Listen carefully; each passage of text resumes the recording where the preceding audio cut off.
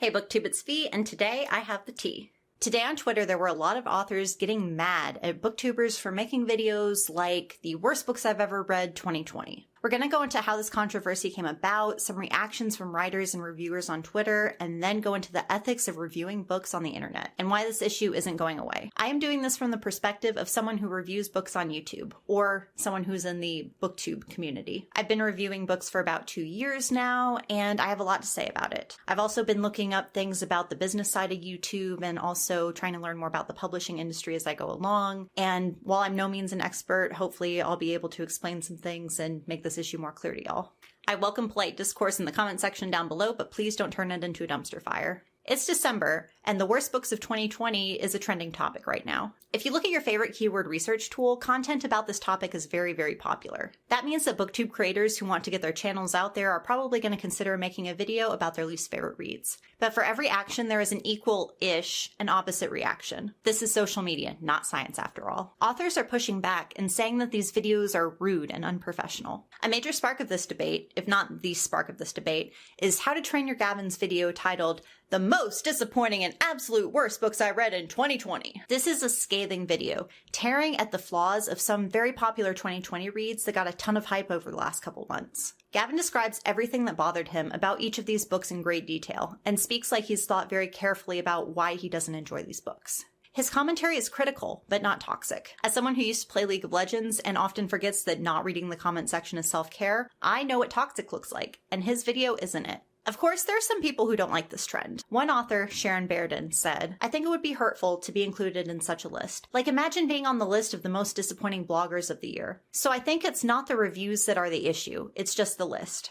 Looking at the title of her book, Sins of the Father, a disturbing and heart-stopping debut, it's easy to see where the disjointed thinking starts between authors and reviewers. Reviews are used by authors and the publishing industry to hype up a book and make people feel good about spending money on a particular title. But the audience for these reviews has and will always be the readers. Readers use reviews to figure out if a book is right for them, but the use of reviews is subjective and doesn't always correlate to a star rating or something that can be reliably measured. For example, some people don't trust 5-star reviews or reviews that only gush about the book without addressing the parts that the reader felt weren't done as well. Some people might rate a book lower because it has an element that they didn't enjoy, but another reader might see that review, love that element, and decide to make a purchase. Going back to Bairden's book title, either her or her publisher have determined that it is a disturbing and heart-stopping debut. But that isn't a determination that either party should be allowed to make. This label is full of praise that should be left up to the readers and reviewers to make, and therefore doesn't belong in the title. It's like in Game of Thrones, where the king is walking around yelling at his council about how he is the king and he's the boss. If you have to keep saying that you're the king, then you aren't really the king. Writers and reviewers on the surface have a symbiotic relationship. Let us explore what writers and publishers owe reviewers and vice versa. Let's start with the simplest case. Somebody buys a book and then they decide to review it on their favorite bookseller website. And then we'll get into ARC reviews because that's where it gets messy. Best practices dictate that the customer is always right, and they can think whatever they want about something. Some product sellers in all product categories do sometimes reach out to see if they can reconcile the complaints in less flattering reviews. They do this so that they can try to make the customer happy so that the customer will give them a better rating. Some authors try to guilt or bully readers into changing their reviews, but this is generally seen as being bad form. There's a bit of an in-between step where reviewers buy tons of books, or use their local library, but mostly buy, to build their platform so that one day they will have enough of a following to be considered influencers and get free books to review. Generally, these people are positive or try to remain neutral so as not to burn any bridges with publishers and authors that they aspire to work with. Remember the word work, it's going to be important later. ARC reviews are a bit more complicated and probably deserve a video just on that topic.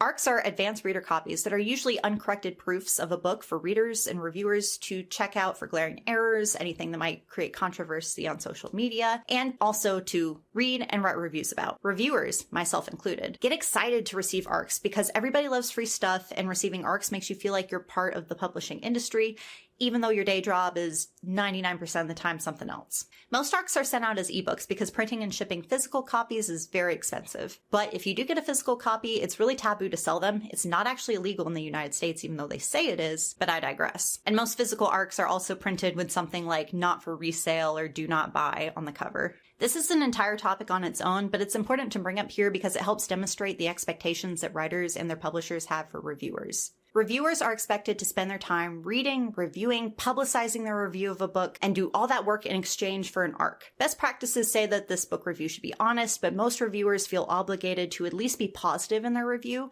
so that they don't damage relationships with the publisher or the author.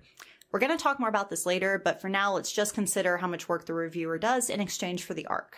Assuming best case scenario for most reviewers, the ARC is actually a finished copy of a highly anticipated new release in ebook form. That's 10 plus hours of work in exchange for something that's worth maybe $15. So the hourly rate for that kind of work at best is $1.50 an hour for someone to hype up a book and get readers to buy it. Assuming you're a booktuber, you'll spend your time reading the book because you can't, well, shouldn't, review a book you haven't read yet.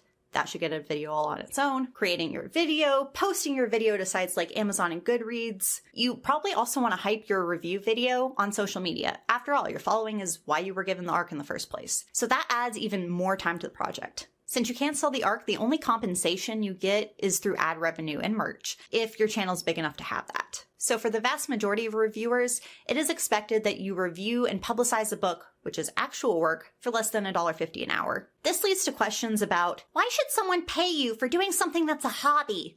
Or, authors don't do it for the money and work way harder than the reviewers did. Or, paid reviews make the reviewer biased. Change my mind. This deserves its own video, but for the sake of time, everyone deserves to be compensated for their work. And this exact attitude is the same reason why all of our artist friends are struggling to get paid in something that's not exposure. It's insulting when it happens to them, and it's insulting to reviewers to be expected to generate positive buzz for almost nothing. Going back to Sharon Bairden's comment, it's pretty obvious that the part about reviews not being the problem isn't true, because of the expectations in a publisher-reviewer relationship. We're gonna lump the publisher and the author together a lot here, y'all. List videos are just multiple review videos slapped together with a topic, so they should be treated with the same regard as a standalone review video. Basically, it's not okay for reviewers to be negative about a book, even if it's their honest opinion, according to these people. So let's look at our options here. What do you as a reviewer have to lose by pissing off an author or publisher? Or on the other hand, what do you have to lose by catering to the publisher and the author's expectations at the expense of being honest with your audience? You might lose access to ARCs, which, as we discussed earlier, aren't really worth your time anyways. A publisher not buying your book when you try to publish a book. If you are an aspiring author, you might want to consider playing the game, or being very nice when you do review a book that you don't like. Alexa Dunn is a personality on AuthorTube who talks about having a positive vibes only policy, and she also discourages aspiring authors from negatively reviewing anything in their own genre or making rant review videos. Your best revenue stream as a booktuber is from sponsored videos, which aren't really common on BookTube. I've heard this on several videos from big, like 100,000 plus subscriber YouTube channels. So you might not get publisher sponsorships, but there might be other companies like Skillshare or Audible or those companies that slap their name on pretty much everything that you could reach out to. If you piss off a bunch of publishers, you're probably just going to be left with your AdSense and whatever money you can make from making YouTube videos in general. BookTube is a very niche category on YouTube, and the biggest channels have maybe 400,000 subscribers instead of multiple millions of subscribers. So there's a much lower chance that you'll go viral with a video. The bigger creators get the vast majority of love from the YouTube algorithm, which means that most of us have to fight for scraps on our way to becoming monetized. And even after we join the YouTube Partner Program, the payoff for the number of hours we put into our channels is not going to be worth it until we get really big, unless you get super lucky. So what do you have to lose for not being true to your audience? Say you want to play the corporate shill. What's going to happen? You're going to lose a lot of clout with your audience.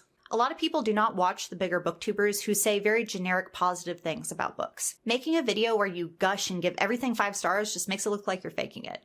You're either lying or you didn't read the books, which is bad. It makes sense from a business perspective, but it's super obvious when someone is just saying nice things to appease a publisher, and it turns a lot of people off, which means that your platform is worth less.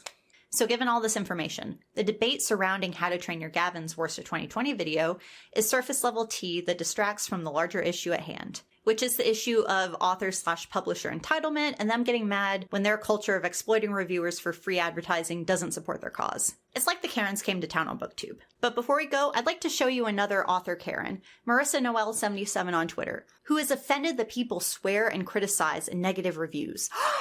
We never said that not liking a book was bad behavior, but swearing and slagging them off unprofessionally is rude. All I have to say to that is, bless your heart. And for y'all who aren't from the southern United States, that's southern for fuck you. If you like what I do, please hit the subscribe button and join the Caffeination. We'd love to have you. I do bookish videos at least once a week, and I'm trying to do more discussions and more essay type stuff, and I'm having a lot of fun with it. Leave me a comment down below because you're a person on the internet and therefore you have an opinion that's probably not mine. And if you think I suck at this whole booktube thing, leave me a comment down below and I'll try to suck better next time. Bye!